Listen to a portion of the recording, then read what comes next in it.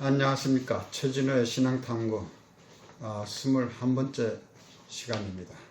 오늘은 선한 사마리아인이라는 제목으로 말씀을 나누겠습니다.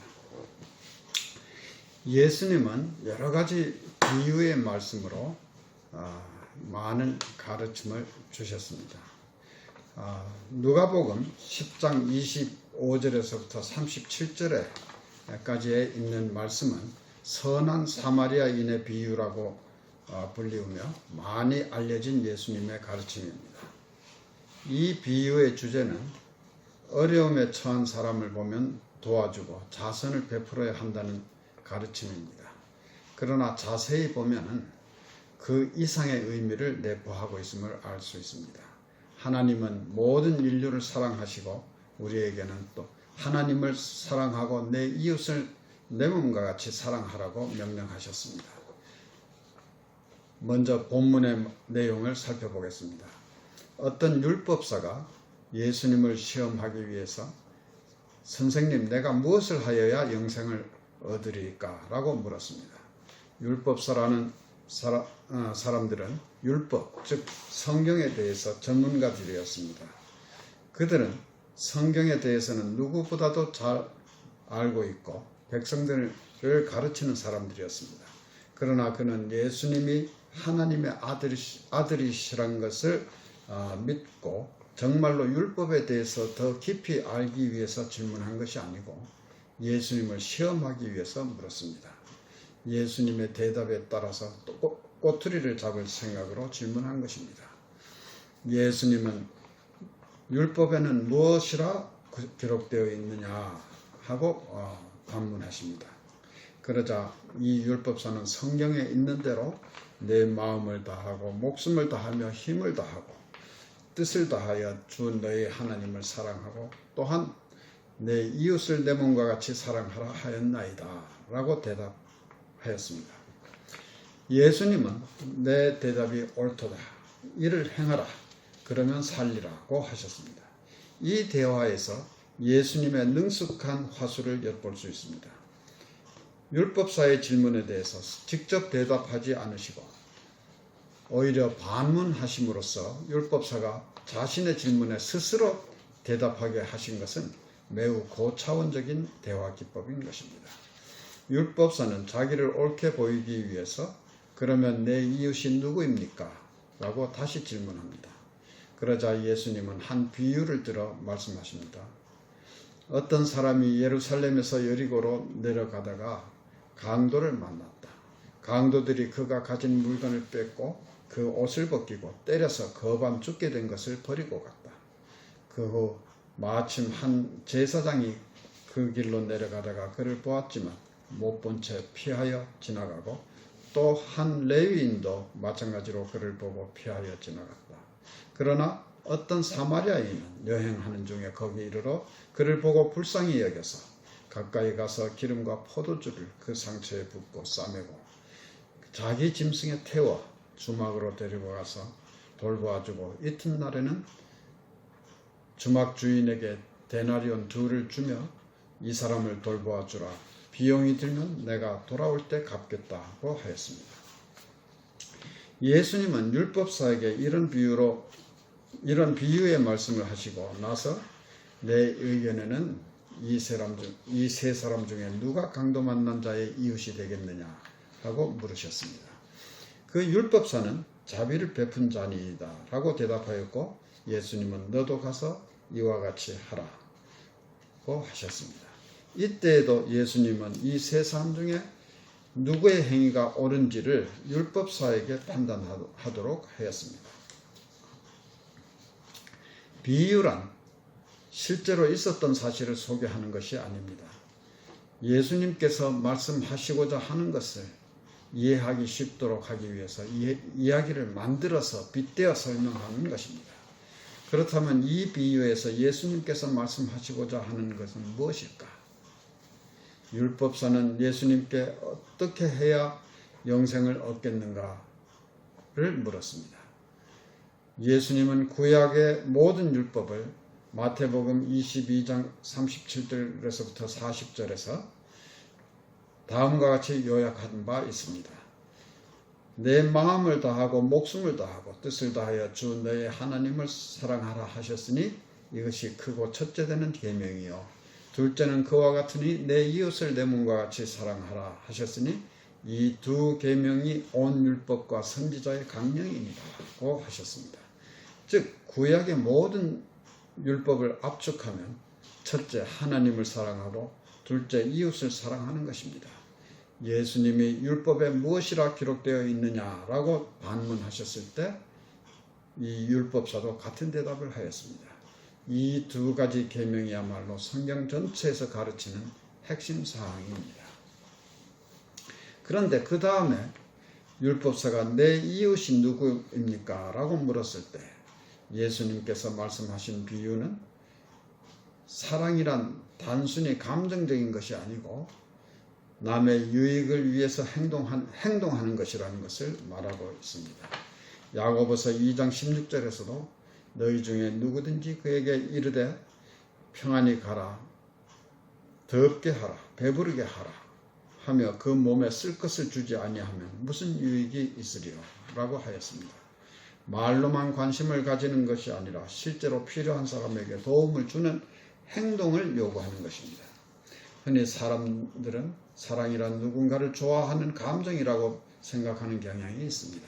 물론 사랑에는 감정이 중요한 요소이며 틀림없습니다.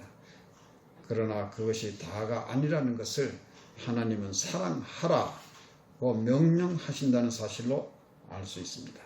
감정은 명령할 수 없습니다. 예를 들면 슬픔은 감정입니다. 그리고 이것은 명령의 대상이 될 수 없습니다. 슬퍼라 하고 명령한다고 해서 슬퍼지지 않기 때문입니다. 하나님이 사랑하라고 명령하시는 것은 사랑이란 감정적인 요소 외에 의지적인 요소가 있다는 것을 의미합니다. 감정적으로는 사랑스럽지 않더라도 의지로 사랑하라는 뜻입니다. 예수님은 심지어 원수를 사랑하라고 하십니다. 감정적으로는 사랑스러운 원수는 있을 수 없습니다. 원수는 미운 것입니다. 그럼에도 불구하고 원수를 사랑하라는 말씀은 감정적으로는 밉지만 그 미운 감정을 억누르고 의지로 사랑하려고 애를 쓰라는 의미입니다. 억지로라도 상대를 위해서 유익한 일을 하는 것을 의미합니다. 이 사마리아인은 강도 만난 사람을 전에는 만난 적도 없습니다. 따라서 그에게 특별한 감정적인 요소는 없다고 보는 것이 타당합니다. 그러나 곤경에 처한 그를 보는 순간 측은한 마음이 들어서 그를 돕는 것으로 사랑을 실천한 것입니다. 그러한 사람이 바로 우리의 이웃인 것입니다. 예수님은 이 세 사람 중에 누가 강도 만난 자의 이웃이 되겠느냐고 물으셨고 율법사는 자비를 베푼 자니이다 라고 대답하였습니다. 자비를 베푼 자가 강도 만난 자의 이웃이면 강도 만난 자는 자비를 베푼 자의 이웃이 되는 것입니다. 궁극적으로 모든 사람이 우리의 이웃이지만 특히 곤경에 처한 사람, 즉 우리의 도움이 필요한 사람은 우리가 즉시 행동을 취해야 할 우리의 이웃인 것입니다. 그리고 하나님을 사랑하는 것과 이웃을 사랑하는 것은 두 가지 계명인 것처럼 보입니다. 그러나 예수님은 마태복음 25장 40절에서 너희가 여기 내 형제 중에 지극히 작은 자 하나에게 한 것이 곧 내게 한 것이니라 라고 하셨습니다. 우리가 이웃에게 베푸는 어떠한 사랑도 그것은 바로 하나님을 사랑하는 것이 됩니다. 우리가 이웃을 사랑하는 것이 바로 하나님을 사랑하는 것입니다.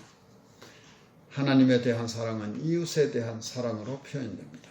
우리는 이웃을 사랑함으로써 사실은 하나님께 대한 사랑을 표현하는 것입니다. 따라서 하나님 사랑과 이웃 사랑은 궁극적으로 하나라고 볼 수 있겠습니다.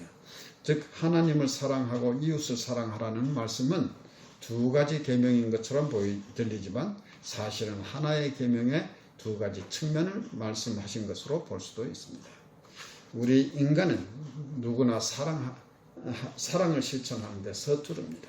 그러나 부족한 우리를 하나님이 먼저 사랑하셨습니다. 사도 바울은 로마서 5장 8절에서 우리가 아직 죄인 되었을 때 그리스도께서 우리를 위하여 죽으심으로 하나님께서 우리에 대한 자기의 사랑을 확증하셨느니라고 하셨습니다. 따라서 이 같은 사랑을 하나님으로부터 받은 우리 하나님의 자녀들은 하나님을 사랑하는 것이 당연하고 하나님께 대한 사랑은 이웃사랑으로 나타나야 되는 것입니다. 사도 요한은 요한 1서 4장 17절에서 사랑하는 자들아 우리 하나님이 이같이 우리를 사랑하셨던즉 우리도 서로 사랑하는 것이 마땅하도다 라고 하였고 4장 20절에서는 누구든지 하나님을 사랑하노라 하고 그 형제를 미워하면 이는 거짓말하는 자니 보는 바 그 형제를 사랑하지 아니하는 자가 보지 못하는 바 하나님을 사랑할 수 없느니라 라고 하였습니다. 지나가는 길에 강도 만난 사람을 보게 된 세 사람을 한번 비교해 보겠습니다. 제사장은 백성들의 지도자로 하나님과 백성들 사이에서 중간 역할을 하는 사람들이었습니다. 백성들을 대신해서 하나님께 제사 드리는 일을 수행하는 사람이었습니다.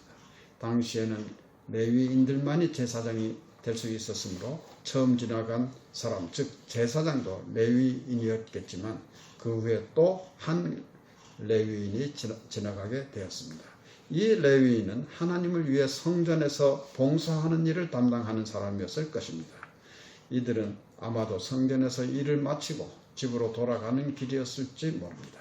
이들은 보통의 백성들보다는 더 하나님께 직접 봉사하는 직분으로 이들은 신앙이나 삶에 있어서 다른 백성들에게 모범을 보여야 할 만한 신분이었으며 곤경에 처한 사람을 보면 누구보다도 먼저 자비를 베풀었어야 했을 사람들이었습니다. 그러나 그들은 강도 만난 사람을 보았으나 못 본 채 하고 지나갔습니다. 이에 비해 사마리아인은 어떤 사람인가? 하나의 왕국이었던 이스라엘이 솔로몬 왕이 죽은 후 북왕국 이스라엘과 남왕국 유다의 두 개의 왕국으로 나뉘어졌는데 북쪽의 사마리아 땅을 차지하고 있던 이스라엘이 먼저 아수르에게 멸망하자 아수르는 이스라엘 백성들 중 많은 사람들을 다른 곳으로 이주시키고 대신 다른 지역의 사람들을 사마리아로 이주시켜서 남아있는 이스라엘 사람들과 섞여 살게 했습니다. 따라서 원래 이스라엘 사람들과 새로 이주해온 이방인들 사이에 결혼이 이루어지면서 이들의 혈통이 섞이게 되고 혼혈 족속이 만들어지게 되었는데 이들이 바로 사마리아인들이었습니다. 이들에게는 이방의 문화의 영향을 받아서 우상 숭배가 성행했습니다.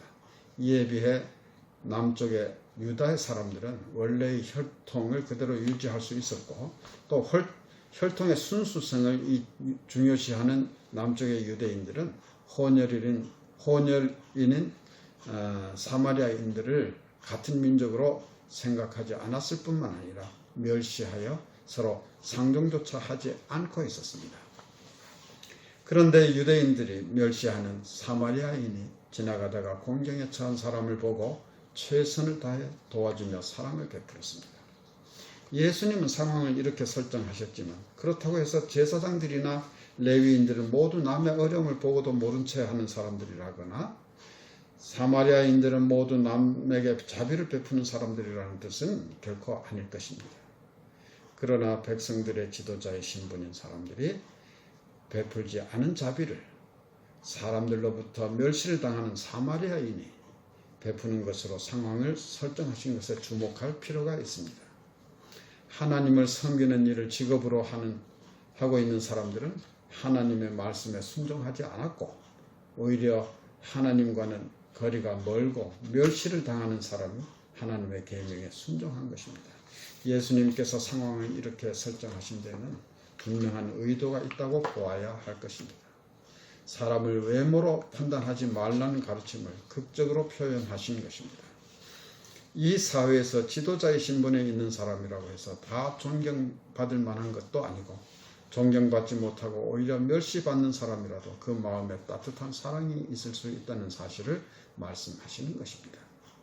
우리가 사람의 사회적 신분으로 그 사람을 평가하는 것도 옳지 않고 나 자신의 사회적 신분이 어떠하든지 나의 처지에서 최선을 다해 사랑을 실천하고 하나님의 뜻에 순종하면 이 세상은 나를 알아주지 못하더라도 중심을 보시는 하나님께서는 나에게 큰 상을 주실 것입니다.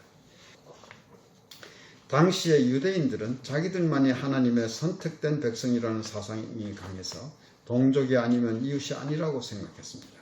같은 동족이라 하더라도 세리들은 죄인으로 단정했고 사마리아인들을 포함해서 이방인들은 개로 취급하면서 멸시하고 이들과는 상종도 하지 않았습니다.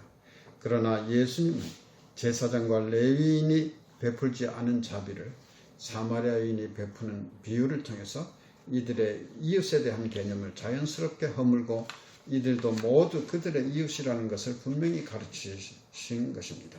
만일 예수님이 이것을 비유로 말씀하시지 않고 직설적으로 유대인들에게 사마리아인들도 너희들의 형제다라고 말씀하셨다면 아마도 그들은 크게 저항했을 것이고 그 때문에라도 예수님을 죽이려 하는 이유가 되었을 것입니다. 그러나 예수님은 이런 비유를 들어서 율법사 스스로 자비를 베푼 사마리아인이 이웃이라고 말하게 만들었습니다. 예수님의 탁월하신 대화 기법을 다시 한번 확인할 수 있습니다. 뿐만 아니라 예수님의 이 가르침은 바로 기독교의 기본 정신인 것입니다. 하나님 앞에 모든 사람은 평등합니다.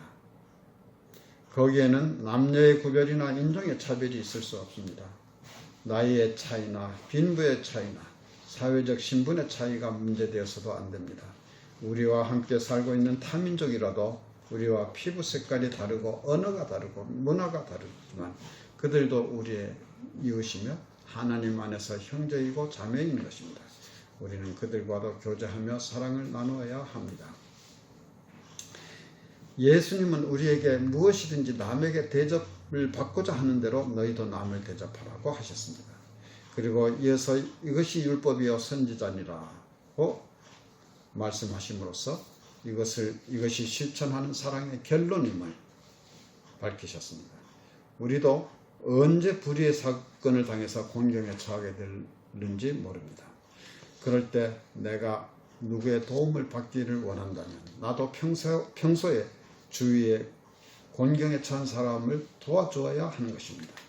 우리의 주위에는 우리의 도움이 필요한 사람들이 항상 있습니다. 우리가 그들을 도와준다고 해서 세상에 어려운 사람들이 없어지지는 않습니다. 예수님도 가난한 자들은 항상 너희와 함께 있다고 하셨습니다. 그럼에도 불구하고 성경은 우리에게 자비를 베풀라고 강조하십니다. 우리가 그들에게 도움을 주면 나는 손해를 보는 것처럼 보이지만 그러나 사실은 남에게 도움을 주면 줄수록 나의 삶은 더욱 풍성해진다는 것을 나중에 깨닫게 됩니다. 사실 우리가 이웃에게 자비를 베풀면 그 이웃이 받는 도움보다 나에게는 더 큰 이익이 돌아온다는 사실을 후에 깨닫게 되는 것입니다. 이것이 바로 우리는 알 수 없는 하나님의 섭리인 것입니다. 감사합니다.